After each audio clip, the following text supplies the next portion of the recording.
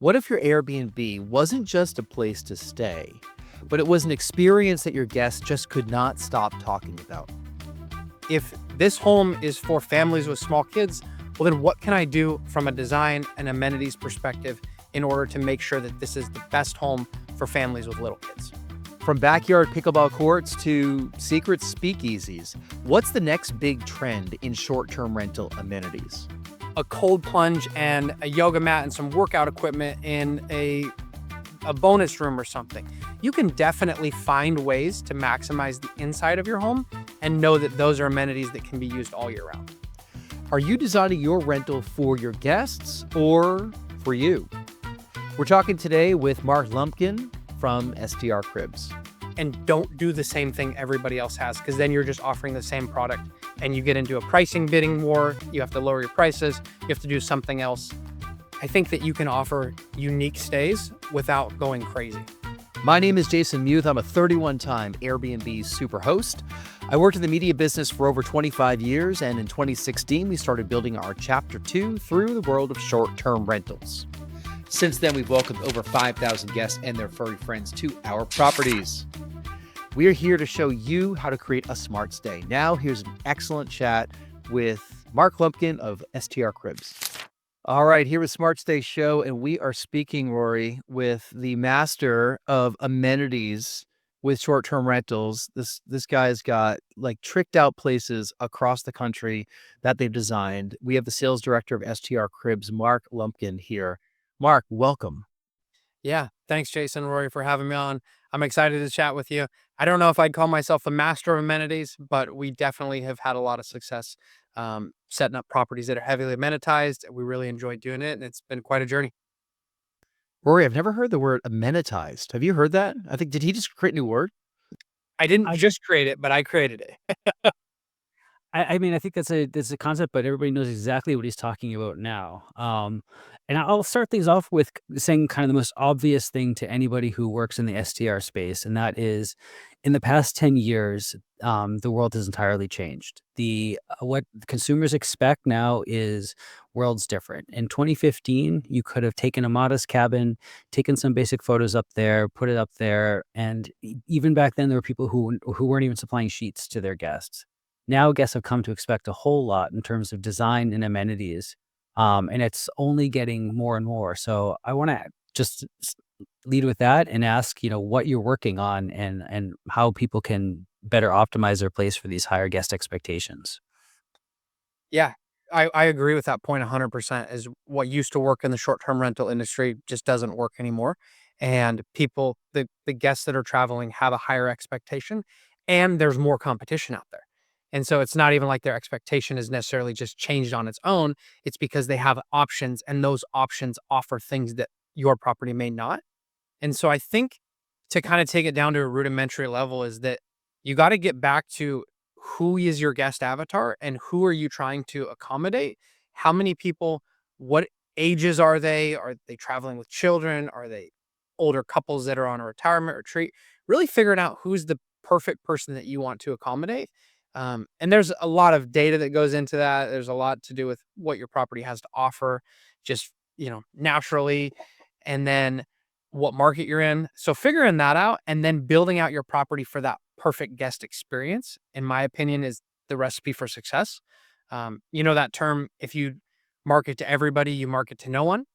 And so keeping that in mind and figuring out, all right, if this home is for families with small kids, well, then what can I do from a design and amenities perspective in order to make sure that this is the best home for families with little kids? What are some examples of those like customer archetypes or groups that you work with when a client comes to you saying, "Hey, we have this short-term rental in this city." What are the common types of ones that you guys have worked on and heard about over the years? Yeah, that's a question that could probably take an hour to answer. It's so specific to the market and the property type, but just rattling off the top of my head. If you go to Nashville, Tennessee, well, guess what? It's the #1 city in America for bachelorette parties. More bachelorette parties happen in Nashville than happen in Las Vegas, Nevada, which is crazy to think about. How many properties are pimped out bachelorette themed home? Not that many. A dozen, 2 dozen. there's thousands of short-term rentals in Nashville. So there's an opportunity. You see it in Orlando and Kissimmee, where every house is Disney themed, right? That market is probably 10 years ahead of the rest of the markets in the country. I think they're a good example to look at, is that everyone is doubled down on the Disney themed and the theme parks, because that's why all the guests are coming to that market.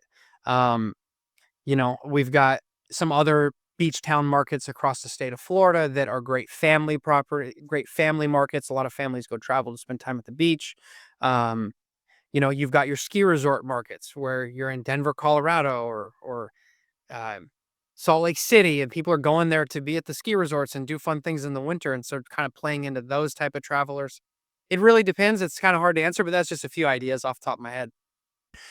I've seen other properties like in college towns. Like, for example, if you live in Columbus, Ohio State, I believe is there, and you might have a property that gets pimped out for Ohio State football games. And, if, let's say somebody does something like that for however many home games they have, 6 home games, 8 home games. What do you do with the rest of the year? Is it just kind of like you're there with Ohio State culture? Or you fill in the blank, Notre Dame, Iowa, Texas A&M, any of the big college towns. I've seen people pimp their places out in all full regalia, even pro football, like Green Bay, for example, it would be a perfect example for that. Is that still something worth doing if you happen to be in one of those markets and you want to grab people that are coming for the game, but you need people throughout the year as well? That's a great question. I don't necessarily know the answer to that question.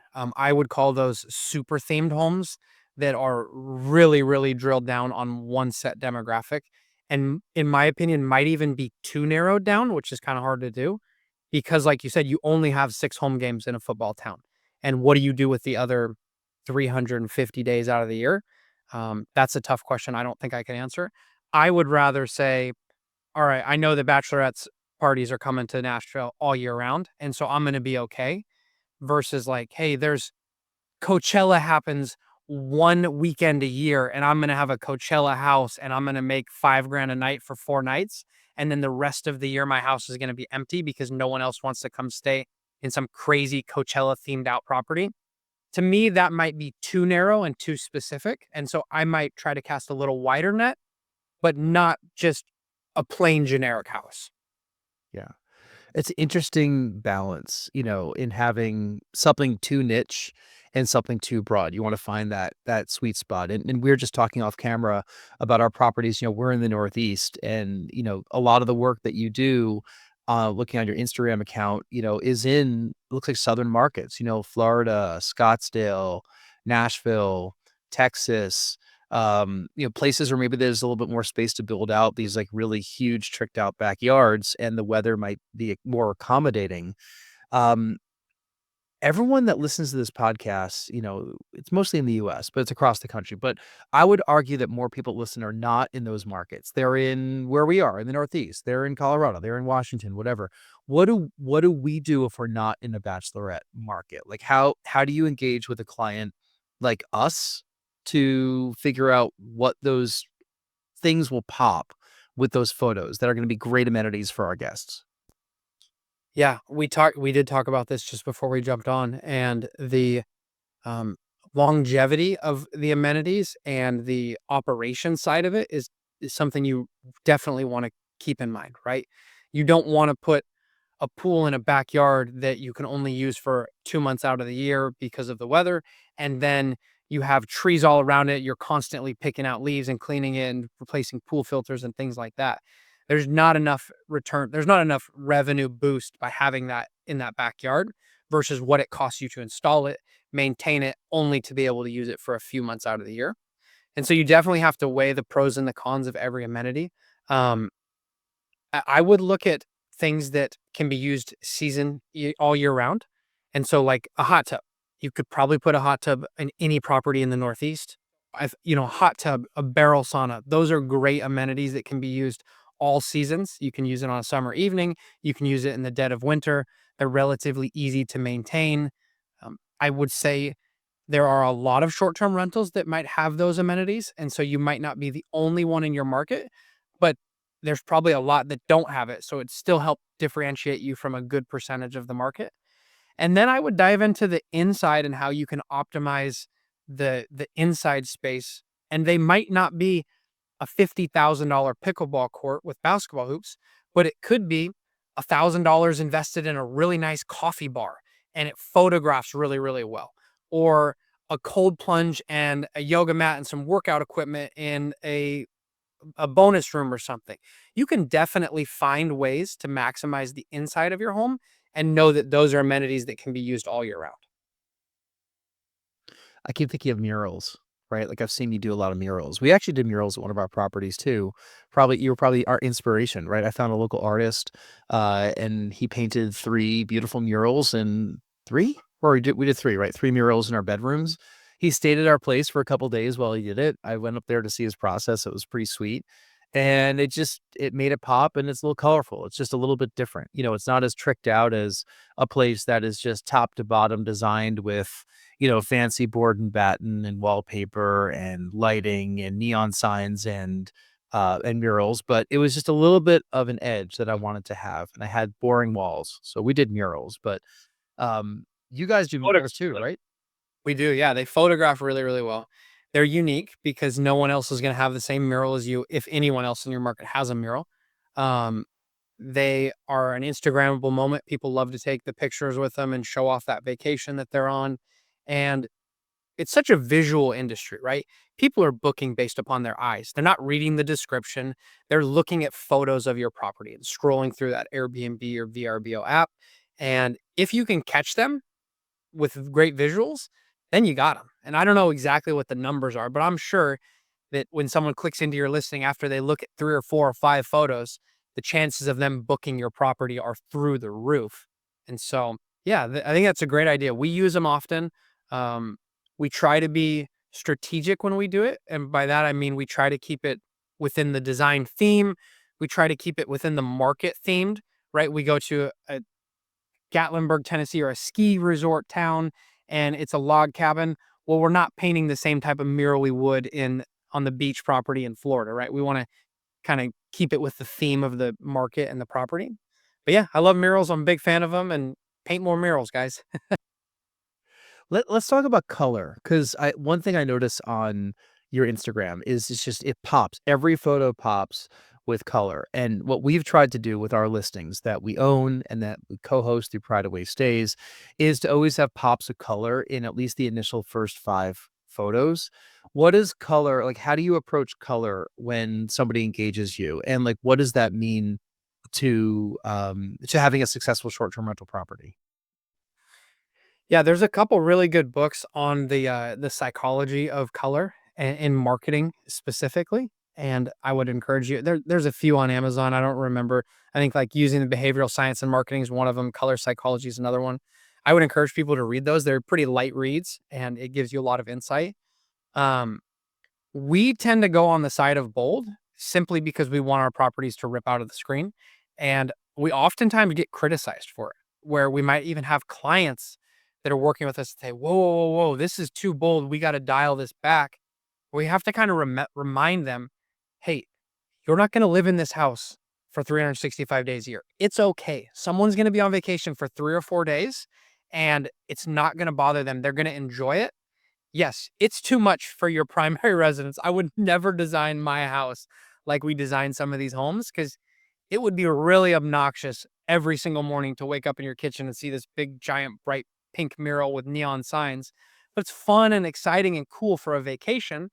And then you go away. And so we always err on the side of bold. And there's some great books around the psychology of colors.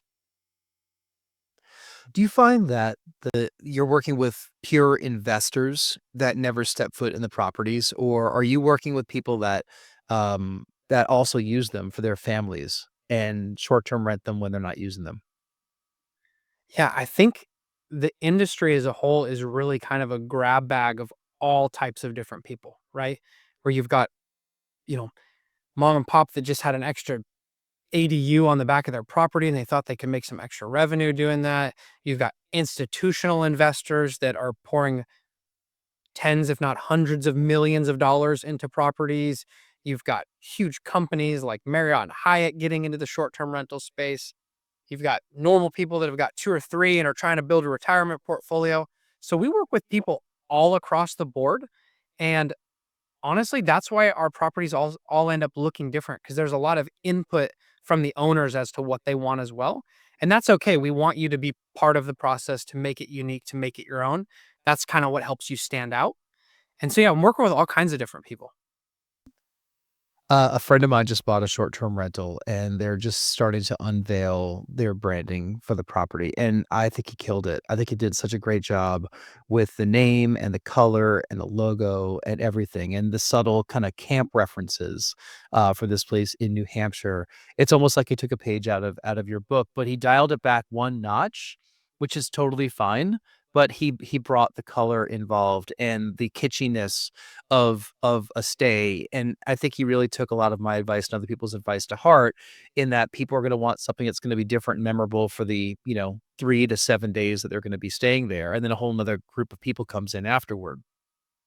What are some of the common recommendations that you might make for a property, that or some good practices that might extend across markets if you want your property to stand out with some really great amenities that are working these days? Yeah, I'll rattle off a couple of good practices. I'm a big fan of starting at the basics. And so you want to make sure that you have a kitchen that's well stocked and has all the stuff that you need to make a spaghetti dinner. I know it's probably been said a million times, but go stay in your property. Stay for a couple of days. If you wake up in the morning and go to make breakfast and you don't have what you need, well, your guests aren't going to have what they need either. And so making sure you have a well-stocked kitchen. Host GPO, they put out some statistics at a event that I was at earlier in the year, where they talked about the guests are spending 60% of their time in at your property in the bed sleeping, right? They're on vacation, they're out of the home doing a lot of stuff. And then when they're in the home, a majority of their time is spent in the bedroom sleeping. And so making sure something as simple as having really comfortable beds, um, nice linens, extra pillows, blackout curtains, a lot of the stuff that's just really simple and basic. I think most short-term rental owners are missing out on those kind of simple things.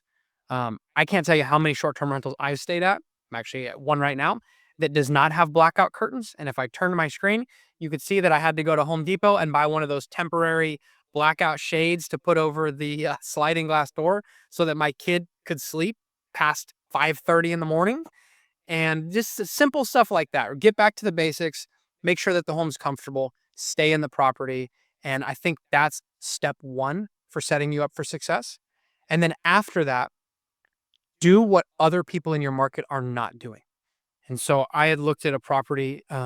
Where do they do the Sturgis motorcycle rally? I think that's in Sturgis, South Dakota, North South Dakota? Out Dakota. of the Yeah, Dakotas, yeah. one of the Dakotas. So we just looked at a property with an owner, and he said, "How do I make my property stand out?" And I said, "Okay, well, which one's yours on Airbnb? Let's look through it." He's on page number 3, and we're looking at the photos, and I said, "Okay, let's look at page number 1 and 2." And I said, "Do you see any difference between your property and these properties?" And he said, "Absolutely not." And I said, "Exactly. You even have the same couch as the other 20 listings." And so try to go against the grain and look at what the market has, and don't do the same thing everybody else has, because then you're just offering the same product and you get into a pricing bidding war. You have to lower your prices. You have to do something else. I think that you can offer unique stays without going crazy. How do you work with folks? I mean, I guess when people come to you, they're ready to spend money or they want to spend money. But there's probably a lot of people that are out there that don't know if they're going to get a return on what they put into a property. So maybe they shy away. The path of least resistance is what most people take, including ourselves sometimes, right? So if people are saying, geez, yeah, that looks great, but I don't know if I'm willing to invest 15, $20,000. I don't know what kind of return I'm going to get. What's your recommendation to people that are having that level of thinking? Because we have a lot of folks that listen that maybe have 1 or 2 properties, or maybe they're just starting out. And when you're just starting out, money is tight, right? Money's tight for all of us, but it's especially tight if you just purchased a property that came furnished, thankfully, because now you don't have to buy furniture, and now you want to get it on the market. What are they doing wrong? Or like, what are some areas they might be able to just quickly invest in to get a good bang for the buck? Yeah, unfortunately, so many investors think of the design, the furniture, the amenities as an afterthought, and they buy the property, make the down payment, cover the closing costs, make any inspection item repairs, things like that. And then they go, "Oh, I've just spent all my money and I need this property to turn a profit right away." I don't know if there's much that can be done to save that person in that instance, right? I think you've got to reverse engineer it and go into a property in your underwriting when you're buying a new home, thinking about the design, the furniture, the amenities as one of the most important pieces. What can you do with the home? It's kind of like when you're flipping houses, like, the people that have that vision and they take the old crummy house and they completely turn it around and they make it beautiful. And a lot of folks are like, I can't believe you did that. You've kind of got to have that type of lens on when you're looking at real estate is what can you do to it after you purchase it and underwrite for that money and have it set aside. Otherwise, I think you're just caught in the middle. And it's a tough place to be stuck in the middle when you don't have any money left and you're stuck with secondhand furniture at a property that's going to underperform because you have competition who they were diligent in thinking about how the home was going to be set up to maximize it. So a few things I can offer for help. One, and this is not just I don't want this just to be a plug about us, but we offer financing. And so you can finance up to 150 grand at 0% for 12 months to boost your property. That's a huge benefit. Two, go find a partner. And if you don't have enough cash to tackle a deal yourself, there's a lot of great people in this space. And you guys were mentioning you're part of a really powerful mastermind. I'd join one of those and learn the knowledge on the front end, find great people to surround yourself with so that when you go into a property, you're over prepared, not under prepared. So tell us about STR Cribs though. I mean, you say you want to become a plug or a sales thing, but we invited you on the podcast and want to hear about the business too. How long has it been around and how long have you been part of STR Cribs? Yeah, so we've been around for about 4 years. I've been with STRCRIBS for just a little over a year. I was previously with Showplace. They're a great design company in the space as well. I was with them for about 3 years. And so I'm going on 4 years, setting up a little over 1,000 short-term rentals in that 4 years. So it's been a lot of fun. I've done the road trips to the middle of nowhere in Tennessee to set up properties and build furniture and um, hauling away trash and replacing floors. And so I've had a lot of fun on the journey. STR Cribs has been our primary focus is that we are a general contractor. And so we're able to do a lot of things that designers aren't. And so that's why you see our properties really stand out with wallpaper and murals and new floors and updated kitchens and crazy amenities. And so that's what we do at STR Cribs. And yeah, it's been a lot of fun. So when you're hired, like you were mentioning that you actually have a job up here in the Northeast coming up, or hopefully you do. Do you stay at the property? Like, do you and your crew, you go to like what is that engagement like?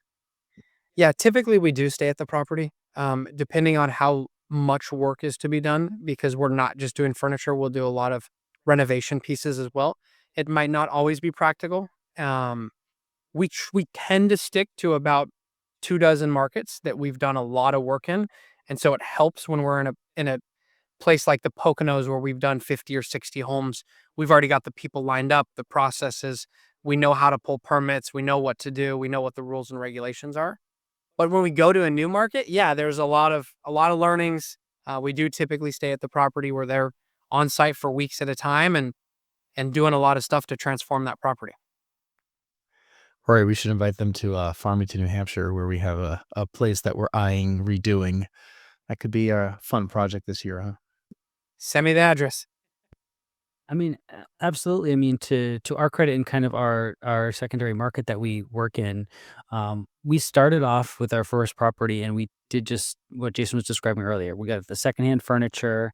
We painted it, I thought, in a tasteful way, and we made it feel more like a campus of just a Cape house. But that was in 2016, and then as we proceeded on, we purchased a relatively small house, but we decided to go bold and just to be adventurous with the designing. And I think it's worked. I think it's really worked for that particular property. But it also is in part because the photography that goes with the design is good. So Yep. if I wanted to ask about the photography because if you could do the best design in the world, the reason you're doing it is for it to pop and to get the attention of people looking on Airbnb, the other platforms. What advice do you have for photography for short-term rentals? Yeah, I would say it's probably the most important thing, right? Having a professional photographer do that is the most important thing. I'm a big fan in fully staging the property. And so when you look at a bedroom, you have a suitcase by the bed, you've got a hat hung there, you've got potentially some real life lifestyle photos with some models, people in it. If you've got a playground set in the backyard, having a couple of kids swinging on the swings in the photos, that's a huge benefit. I like different times of the day and different season photos. So if you have a property that you get snow in the winter and you decorate for Christmas, well, by all means, you should have some of those photos ready for that season. And then the same thing with night and daytime. If you have a backyard that's got a great fire pit and a sunset overlooking the mountains, well, you should have a couple of photos of that fire pit lit up with the sunset coming down. I'm a big fan of all of those things. Um, and then I would also add to the photography piece is when you're installing your amenities, you should be thinking about how they're going to photograph. And so what I mean by that is I've got a barrel sauna and it's got a big glass front door on it. Well, where am I positioning that barrel sauna? If I put it here on the deck and it's facing towards the house, yes, it's easier to get in. But as I'm sitting in that barrel sauna, all I'm looking out the window at is the side of the house. If I'd flip that barrel sauna, and yeah, it might take me a couple extra steps to get into it, but when I'm sitting in it, I'm looking out that glass window and I'm enjoying the beautiful mountain views or the forest or the trees or whatever I've got to offer on my property. That's the photo. So you want to be strategic about where and what amenities you put in and how they're going to photograph once they're done. What do you think is the craziest amenity that you've been involved putting in? Um, we've been doing some speakeasies, which have been really, really cool. Um, they're hidden trap doors. The property manager has set up kind of a puzzle game for how to find it, how to get into it, and guests have really enjoyed that. We just did a glow in the dark mini golf indoor bowling alley, which was really, really cool. Um, I have little kids, so I always like the fun kid stuff, right? I don't know why, because my kids are always looking over my shoulder saying, "Hey, what about this?" Or, show me the one with the bunk beds with the slides. But yeah, we've done some really cool stuff. The speakeasies, I'd say, are really unique, and yeah, It's interesting because a lot of times these properties are designed for women who make the decisions as to where to stay. So you see the Instagrammable things, or things that might really resonate on Pinterest. And, men are on these platforms as well, but you're really appealing to the woman that makes the decision. But you're even taking another step where you're appealing to the kid that makes the decision, because I know what it's like bringing my daughter to the store and I end up spending far too much just to get out of the store alive, and keep her happy, regardless of what store it is. I can only imagine if there are some amenities where the kid is like desperate to stay at that property, it's going to get some bookings just to keep the kids happy.